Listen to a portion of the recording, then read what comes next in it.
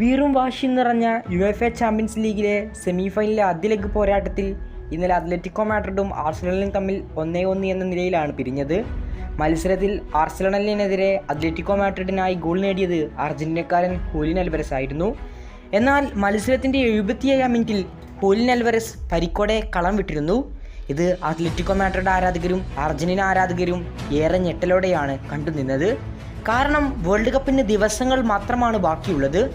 ഹൂലിയനെ പോലെയുള്ള ഒരു സ്റ്റാർ സ്ട്രൈക്കറെ തന്നെ അർജന്റീനയ്ക്ക് പരിക്കോടെ നഷ്ടമാവുക എന്നുള്ളത് ഭയാനകമായ കാര്യമാണ്.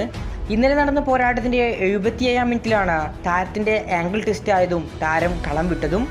ഇതിനെക്കുറിച്ച് അർജന്റീനൻ മാധ്യമപ്രവർത്തകനായ ഗാസ്റ്റിൻ എഡ്യൂളിൻ്റെ റിപ്പോർട്ട് ഇങ്ങനെ: ഇന്നലെ നടന്ന പോരാട്ടത്തിൽ അദ്ദേഹത്തിൻ്റെ ആംഗിൾ ചെറുതായൊന്ന് ടെസ്റ്റായി. ഉടനെ തന്നെ വേദനയോടെ അദ്ദേഹം കളം വിടുകയാണ് ചെയ്തത്.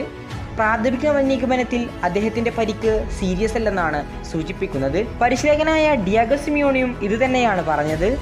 ആദ്യഘട്ടത്തിൽ പരിക്കുകളൊന്നുമില്ലെന്നാണ് ഞാൻ വിശ്വസിക്കുന്നതെന്നും ഇനി ടെസ്റ്റുകൾക്ക് ശേഷം മാത്രമേ കാര്യങ്ങൾ എങ്ങനെയുണ്ടെന്ന് വിവരിക്കാനാകൂ എന്നും സിമിയോൺ കൂട്ടിച്ചേർത്തു.